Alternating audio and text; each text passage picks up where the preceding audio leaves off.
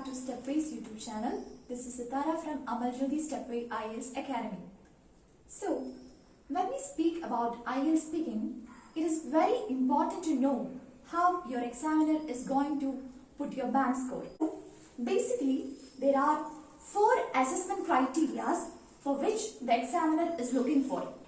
They are namely the fluency and coherence, the lexical resources, the grammatical range and accuracy, and lastly, the pronunciation.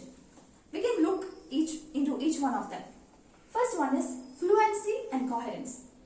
It is very important to have fluency while you are participating in IELTS speaking. If we say a sentence is a car, then it is a small sentence. If we combine more than one sentence, that is, if we combine 2 sentences, it will become a compound sentence. Combining more than 2 sentences is which is forming a complex sentence. So it is always better, or it's always good to use complex sentences in your language. You can use many connectors like moreover, although, however. All such connectors can help you to make good complex sentences. Just look at these sentences. I like cake. My mother helped me to make a cake. It was very delicious. These are 3 simple sentences. If we can connect these 3 simple sentences using certain connectors or discourse markers, we can say it like, since I love cake very much, with the help of my mother, I made one and which was extremely delicious. Okay, when we combined all these 3 sentences, it made into a complex sentence. So this is the type of sentences we should form in IELTS speaking. The second thing is you should speak at length. That is, whenever you are asked a question, you shouldn't stop the answer abruptly just by saying simple words, small words or small sentences. You should have to develop, or you should have to elaborate on whatever your answer is. So that is what I mean by saying you should speak at length. And also, you shouldn't have any hesitation to speak. That is, you shouldn't be reluctant to speak. You should speak out. It's only when you speak out the examiner is able to evaluate you, is able to put scores for you. So please don't show any hesitation to speak, and also avoid large pauses. So always be efficient enough to speak more and more. Okay. Then the next step is to achieve fluency and coherence is to avoid many self-corrections. That is, if you present one idea before the examiner and again changing the same idea, then there comes self-correction. So it creates a little bit of boredom if you change your ideas again and again. So please to avoid so many self-corrections. Okay. Now another tip is using connectors and discourse markers. We already talked about this. These are words which are used to connect sentences, which are used to make complex sentences. Especially, for example, the words like however, although, moreover. All these are actually connecting words. Using such connecting words can help to make you more good sentences. Okay. Now just look on to the next one. Speak on topic. Some of the students may have a tendency to go off the topic. That is, sometimes the question would be about a place or your hometown. If you begin to speak out about your hometown and then just deviate from the topic and speak about the education, and you go and speak about the educational institution in your town, you're going off the topic. So please always make sure that you are sticking onto the topic. Okay. The last step to maintain fluency and coherence is to avoid humming sound, to avoid evident humming sound. What is a humming sound? If you produce a lot of noise like in between your speaking, it creates a slight boredom to the examiner. So if you are searching for relevant ideas or another sentence, it's better that you avoid a lot of humming sound. Instead of that, you may use a small pause there. A small pause, it shouldn't go longer. A small pause is enough in order to search for next ideas. Okay, so if you have all these things combined together, you can of course achieve good fluency and coherence. And also, note down one point, in order to get more coherence, you should always say things sequentially in an arranged manner. Just do not mix up things from here and there. You should always have an order to whatever you are saying. Okay. Now let's move to the second assessment criteria, which is the lexical resources. What are lexical resources?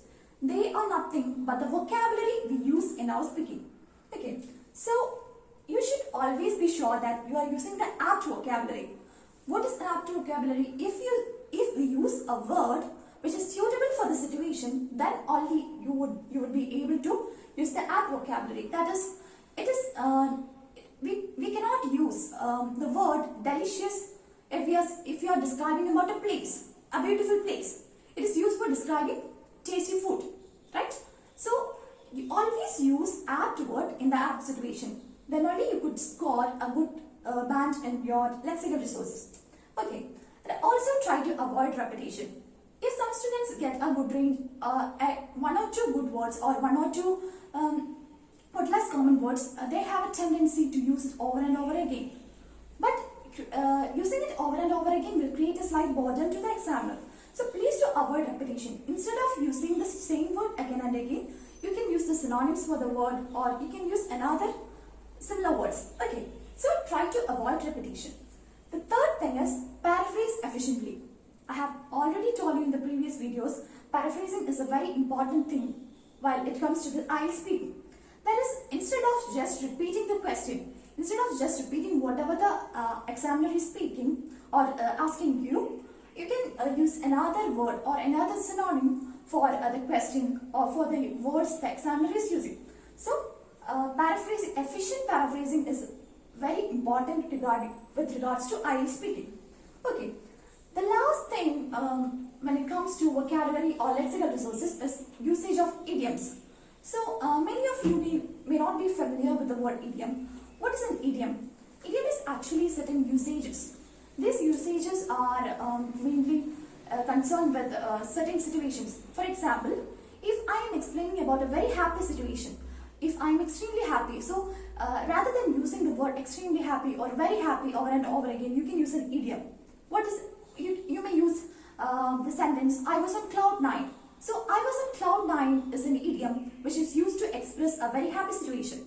Okay, such idioms could of course improve your band score to a great extent. Okay, so that is all regarding the lexical resources. Now moving on to the third part or the third assessment criteria.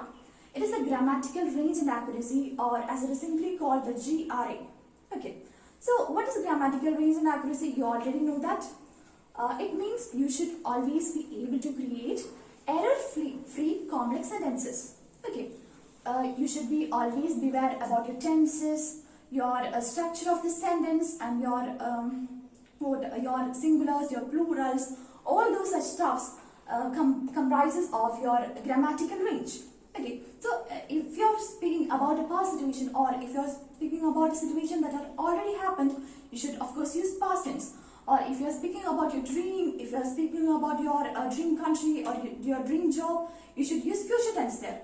So if you can efficiently use all such tenses, you could of course score a very good range of band score in your GRA. Okay, and the last one is nothing but the pronunciation. Pronunciation is very important as far as IELTS speaking is concerned. Okay, when it comes to pronunciation, the thing is that examiner should be able to understand whatever you are saying without much effort. She could easily understand, or she could be able to easily communicate with you. That is the major thing you should note, or you should stress upon when it comes to pronunciation. The second thing is you should speak clearly. You shouldn't be too fast or too slow. You should be in between. That is when you are speaking clearly, or you shouldn't clumps it up. That is what I mean by speaking clearly. Okay. Also, in pronunciation, when you pronounce certain words, it shouldn't change the word meaning. For example, if you pronounced quit as quit, it would change the meaning of the whole sentence. So please be beware of that. Okay. Now one more extra thing is that it's not very compulsory that you pronounce with the correct British accent, Australian accent, so and so. We are all natives of different country, and since IELTS is an international test, you can use different accent, but the examiner should have to understand it without taking much effort. Okay, that is what is really important. So it is very important to know all these criteria before you start practicing for your IELTS speaking. And also you should have a proper mentor to make you correct in certain situation, and also to give you proper guidance, proper attention. That is what we provide here in Stepwey IELTS Academy. So to get more tips on other modules of IELTS, please do subscribe to our YouTube channel, and also don't forget to click the bell button.